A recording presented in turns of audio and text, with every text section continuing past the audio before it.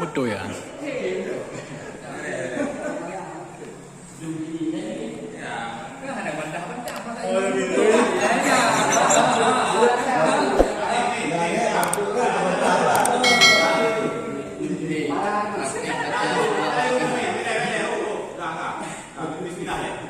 Bismillahirrahmanirrahim.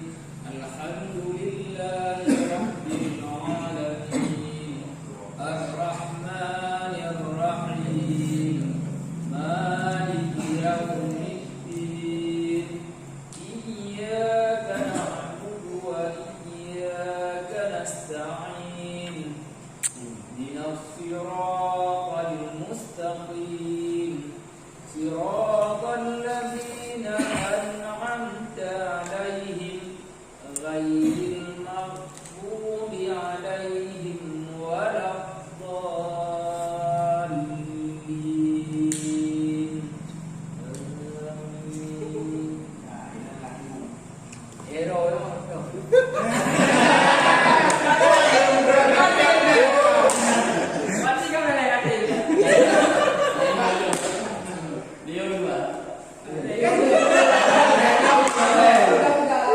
Sambung juga deh. iPad aja dong.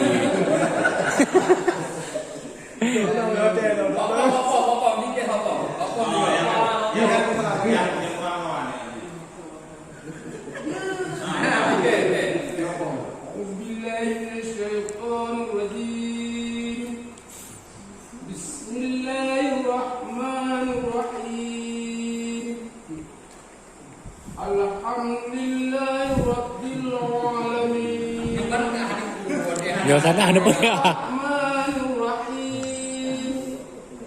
Maliki yaumiddin. Iyyaka na'budu wa iyyaka nasta'in. Ihdinas siratal mustaqim. Siratal ladzina an'amta 'alaihim ghairil maghdubi 'alaihim waladdallin.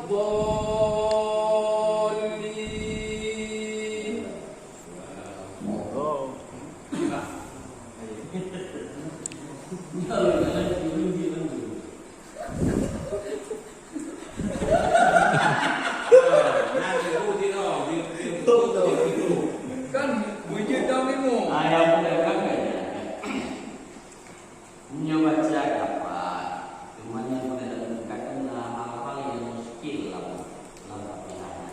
Contoh, lagi satu hak.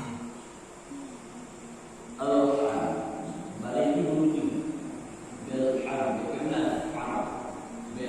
Itu seolah-olah itu bit alif alnya Ham.